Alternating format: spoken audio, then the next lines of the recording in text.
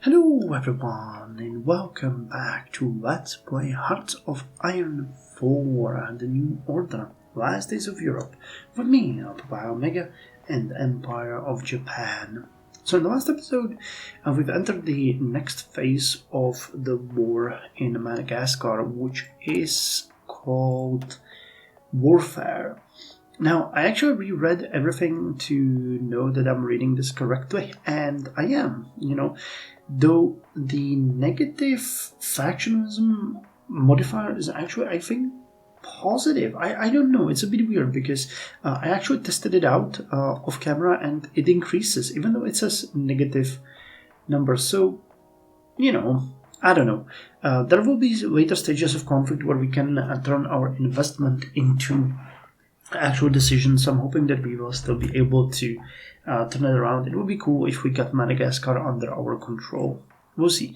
So anyway, let us focus on the nodes where we have a pretty good representation. So we have 100% in Ambaton Nadrazaka, and we have 90% in the Firanatsoa node. Okay, so can we do it here, for example?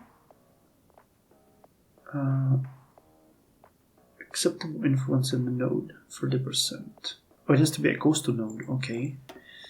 So that would mean just this one. Yep. Okay, so create the Malaxi Air Force. Okay, that did nothing for us. Marina sniper programs. Why not do it in the same place? And we can actually supply the AKFM, which will increase our factionalism by 0%. Right now we get 42.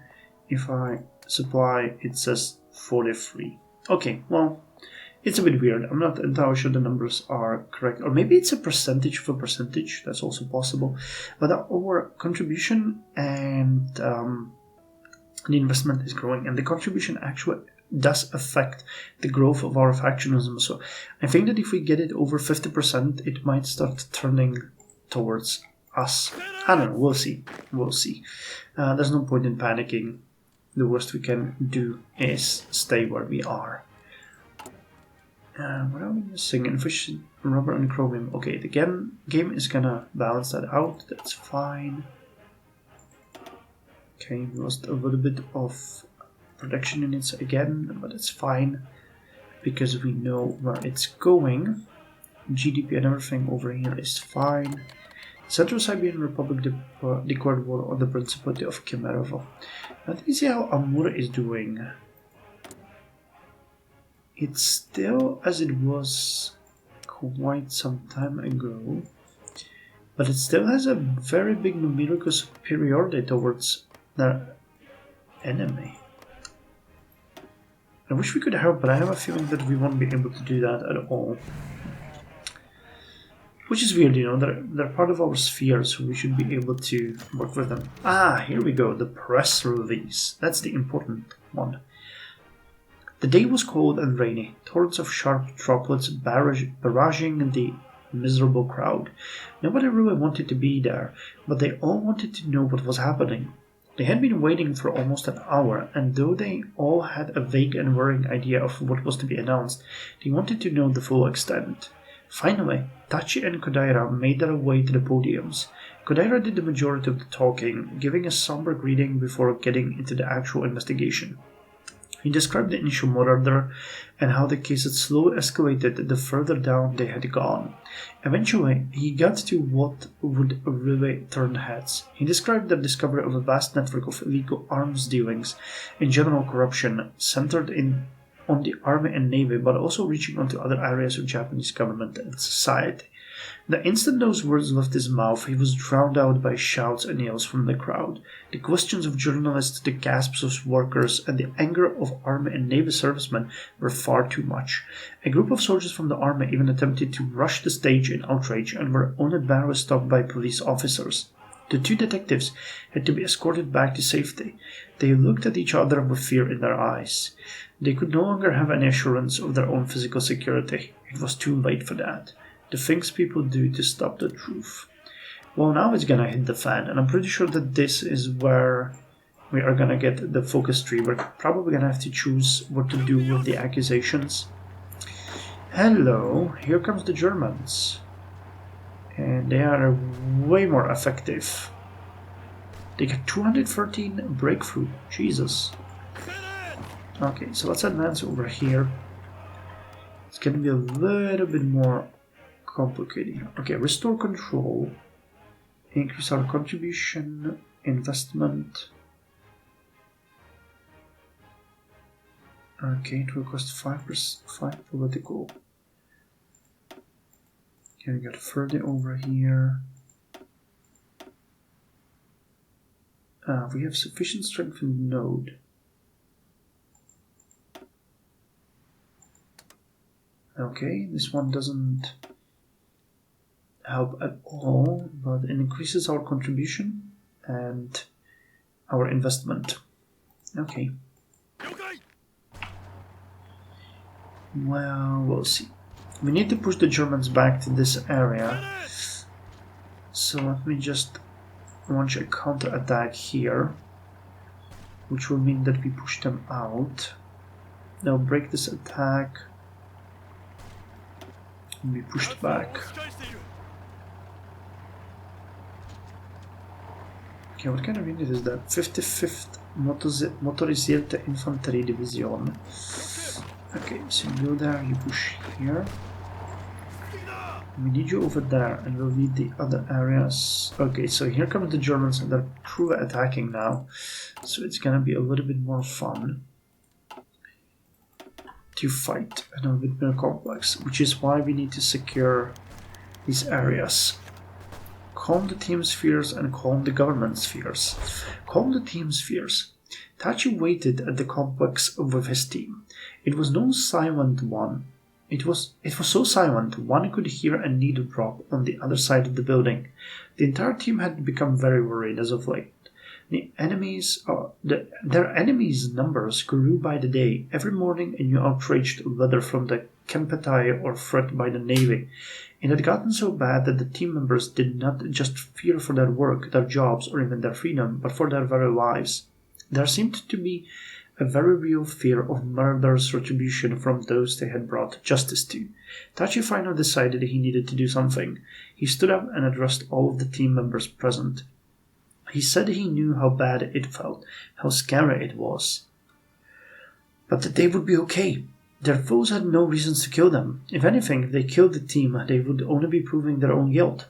However, he also said that revenge often outweighed reason and to keep alert. The team members should all be on guard and be ready to move their families to the complex if needed. Would our enemies dare stoop so low? Oh yes, they would. Calm the government's fears. Kodaira sighed. He had been in this meeting for over an hour, enduring hatred, fury, and absolute contempt from those who supposedly had the same ideas and goals as he did. A government where exposing corruption and malpractice got you nothing but spite was not the one Kodaira wanted to serve, but he knew that these were just bad apples in the still standing and proud tree that was his nation. He assured the politicians time and time again that he was only trying to bring justice and serve Japan, not harm it. But his assurances fell on deaf ears. These people wanted the status quo, even if the status quo was wrong. The meeting eventually began to fall apart completely. Kodaira talked less and less, and with shock, he noted that the representatives had started to argue with each other as much as they were arguing with him. Soon they seemed to have forgotten him entirely, and they were biting and yelling at each other with seething rage. Each blamed the branch that some other politician was representing. Kodaira had not realized until now just how deep he and his team had struck at Japan. The branches and fruits were not all that were spoiled. The very roots were rotting away, and if he had not acted and revealed it, the whole tree would have collapsed. Even now the whole system seemed on the brink of collapse. Kodaira silently hoped he had done the right thing. Is there anyone innocent in this entire damn government? Well, I wouldn't bet on it. Okay, I think we might actually be able to encircle them here. If we can be quick about it. What time will you arrive? 1 day and 14 hours. And 1 hour, okay. So we won't encircle them, but it's fine. That's fine. So what do we have here? Emphasize strategic importance. Contribution dropped again. We'll get a message when the new focus tree is available. I'm sure about it. We really don't have a lot of political power. I burned all of it despite saying that I won't. Not great. But May is slowly drawing to an end. Hopefully we're gonna see a little bit of a change here in the surplus and the GDP growth. We'll see. Brace for the storm. Tachi and Correa each sipped from their tea, making small talk that neither cared the slightest bit about. The clock above their head ticked slowly, each with a quick, a second closer to total chaos. The two detectives had never even guessed what they were getting into all the months ago. Just a standard murder, just a nobody pawn in the machine. Kodaira remarked that he almost wished that they had never found that greater truth, that they could just have continued as normal, lived their lives, done their jobs. Around them, the department was going into full lockdown. All the evidence, captives, and documents were being moved around, shuffled away and hidden in locations undisclosed to even most of the officers. They had reached a point they had prayed would never come. There was a rumor that someone, perhaps the Kempeitai, perhaps the Navy, perhaps even the government itself was going to attack, be it desperate to save themselves or simply out of pure revenge. They would have vengeance. The government was in absolute chaos and would likely not protect the department. Who knew how long there might even be government for? Even if the department survived this attack, there was an even slimmer chance they would make it through the almost certainly upcoming power struggle. All they could do was pray and fight like they had hoped they would never have to. May there be a mercy on all of us.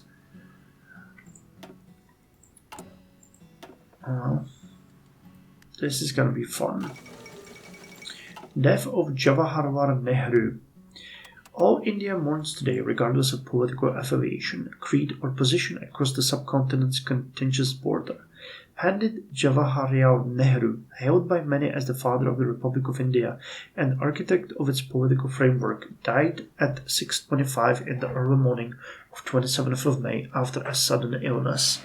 According to a state funeral, the flag-draped body of the deceased statesman was kept under constant vigil by senior ROI army personnel, and was then cremated on the banks of the Yamuna in a public event. A public notice of sadness at Nehru's departure has been circulated from Calcutta, but it appears that the reaction of the government of Free India is only stony-faced silence. For the people, the only reaction has been a sense of immense loss and of an era past, of the generation of larger-than-life heroes that dominated the freedom struggle, of Subhas Chandra Bose in a hostile neighborhood government survives. Oh, only Subhas Chandra Bose in a hostile neighboring government survives. It seems the hour that will decide the fate of India draws even closer. Okay, so you guys can push over here. We could actually hold this entire area, but it would be very complicated. We need to be careful here. Okay, so this unit can be pushed even further. They are very demoralized and disorganized, but they will receive reinforcements soon. Can you attack them? Yep. Oh, okay, so this is not a German unit. That's from the military government of Madagascar. And here we go. 1st of June 1963. That's gonna be a big change here. So we lost the production unit, but how are we? Wow, still nothing. Okay, I don't know what's going on. We were supposed to have our GDP growth increased significantly, but... Or did it and I missed that? Maybe the inflation jumped up as well. Though yearly surplus is now definitely higher. 4.14 billion. It was 4.02 or 3.96 even at one point, so we're doing good. Debt to GDP now at 95%, 255 billion, so we're slowly repaying it. That is the good stuff. Okay, wait, even more units were lost? No. Okay, so we can dismiss that. And let's see the factions. Okay, we can restore control.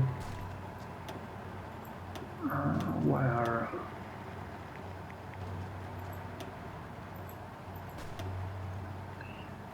Okay, let's do it here in the Moravga node.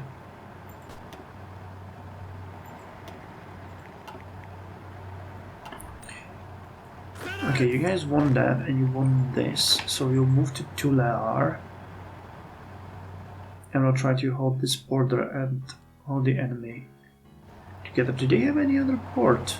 Because if we take Tular, then we might actually encircle them. Well, I mean, they're moving towards Fort Dauphin, which I'm not sure if the allies will be able to hold. I'll have to see. Yeah, well, no change here. Interesting. But alas, the Siberian Black Army declared war on the provisional government of Krasnoyarsk. Wow, how is it possible that Amur is losing this? I don't understand. Their army is even increasing. They now have special forces, yet they are still losing. What the hell? Rotten soldiers, moneyed ships. Day by day, the crowds gathered around the headquarters of the army and navy. Day by day, the crowds gathered around the headquarters of the army and navy grew. Since the press release, the public has been up in arms, and rare was the day that passed without an attack on a high-level military officer. Police officers could no longer intervene, the hate was mutual, and the internal police was fighting for its life. The IJI and the IJN were, for all intents and purposes, dead in the water. Kodaira and Tachi should have been celebrating at this point. Their prime targets had been proven demonstrably guilty, but two niggling issues haunted them. Two loose ends begging for resolution. The first was drawn from the use of several code words drawn from conversations and interrogations with various military staff, the names of famous cultural landmarks: Kimakura Buddha, Kyoto Golden Temple, Kyoto Silver Temple. All code words owners were spoken of in a differential tone and appeared to have pulled strings behind the string pullers. But the transactions traceable to these codewords accounts did not correspond to the army or navy. In fact, even the Imperial General Headquarters appeared to be innocent. So who was above the headquarters? The second was this. The army and navy, the civilian government's biggest enemies, were busy collapsing. So why was the civilian government falling to pieces along with them? And did anyone really want to know the answer? I don't like where this is going. We might have a full-on civil war on our hands. Okay. The Mohawks rebellion has defeated the military revolt in Madagascar in a war. They died defending the lie of the Western civilization. Okay, our forces are going back.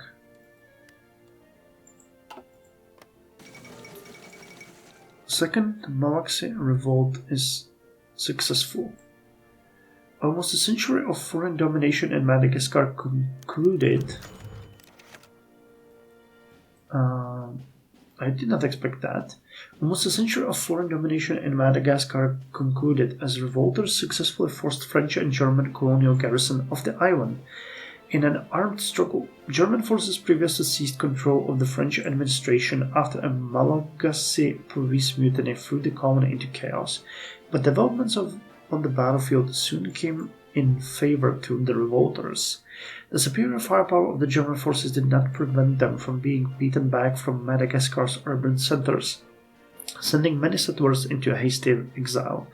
The revolters' ruling coalition of democratic, nationalists, and socialists is already coming undone, but no matter the outcome, Madagascar will undeniably be an independent country.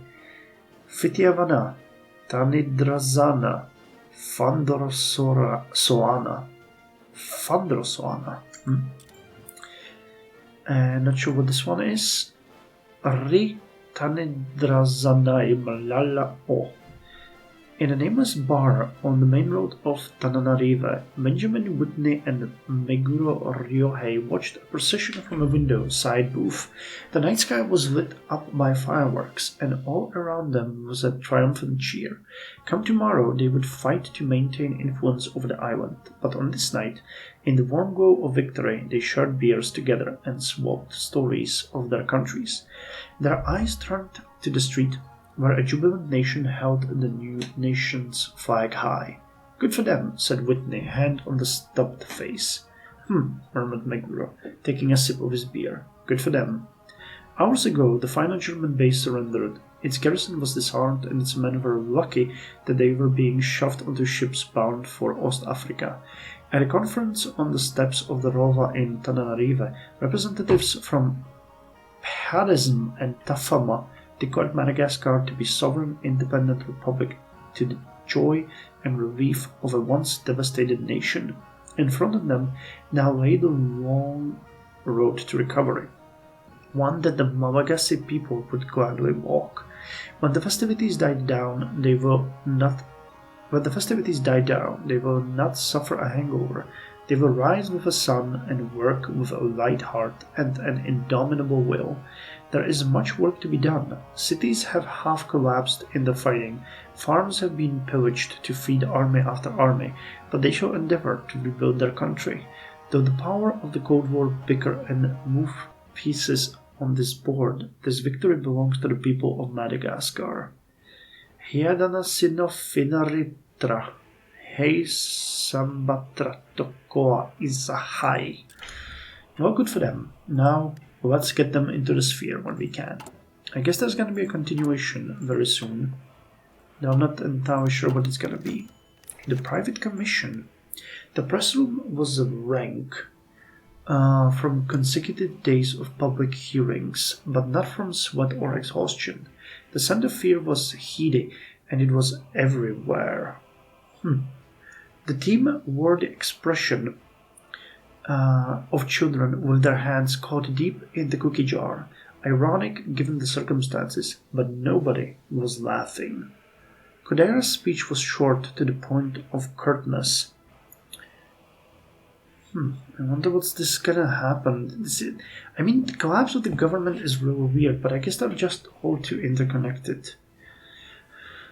Kodaira's speech was too short to the point of curtness. To prevent further internal interference, a private commission would be set up with the facilitation of the Tokyo Metropolitan and granted extraordinary powers to search, arrest, and interrogate across all branches of government. It was the will of the emperor, and here he paused to emphasize, that the investigation reach just conclusions. Scarcely had the meeting ended when a note was passed to him by a staffer. It was impossible even to catch his disappearing outline in the crowds of journalists. Kodaira opened the note, noting the letterhead. Stop before you are encircled and destroyed. Your fight was brave, but it ends here. We are watching. Yours, the 1,000 Temples. Baffled, he raised his head just in time to catch Tachi's cry.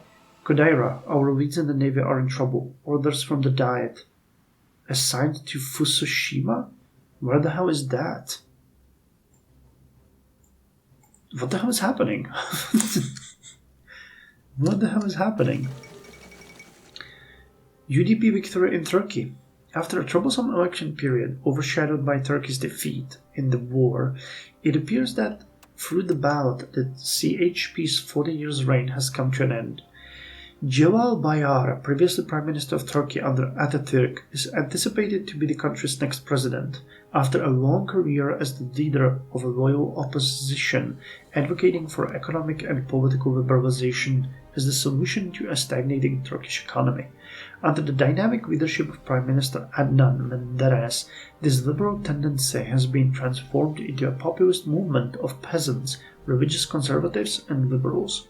A coalition which was able to dethrone the CHP, or it would be CHP if you wanted to pronounce it in Turkish. Although criticized for its adventurous style of campaigning and disliked by the secular establishment, the UDP's conservative platform will determine the direction of a recently defeated Turkish state, hoping to reverse its fortunes through a dedication to economic modernization and prosperity. Is Kemal's legacy damned? Well, in our world it is. Hopefully in theirs it won't.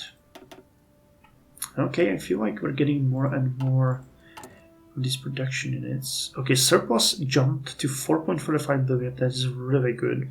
So we're at 1.6% of GDP, which means the debt servicing is gonna be lower and lower and lower as we're gonna continue. Yeah, you can see it on the graph as well, that the speed at which the debt to GDP ratio is decreasing is accelerating. Well, I mean, we're only repaying it very slowly. In 2 years, we would repay only like 3%. And the fact that it's just dropping like this is amazing, because it means that the surplus is going to be growing and we'll have more and more strength to weather the future. Dominican Civil War. Oh, again! Again! Really? Damn. Okay, so you guys in Haiti are staying out of that. But the Dominican Republic is again at war with the Dominican Revolutionary Front. The ceasefire negotiated by Dominican President Joaquin Balaguer, followed the assassination of Rafael Trujillo, has expired today without renewal. As a result, the country has descended into a full-blown civil war between the constitutionalist pro-Balaguer faction based in Santo Domingo and the Dominican Revolutionary Front, headed by Horacio Ornes, based in Santiago de los Caballeros. Despite efforts to find diplomatic solution, tensions have continued to run high over the past few months, making the escalation to a civil war seem inevitable, resulting earlier today in the aerial bombardment of Santiago by the Dominican Air Force. The die is now cast, and the only solution to the conflict will be total and thorough bloodshed alone. Quisqueya demands blood. And faster, further, deeper.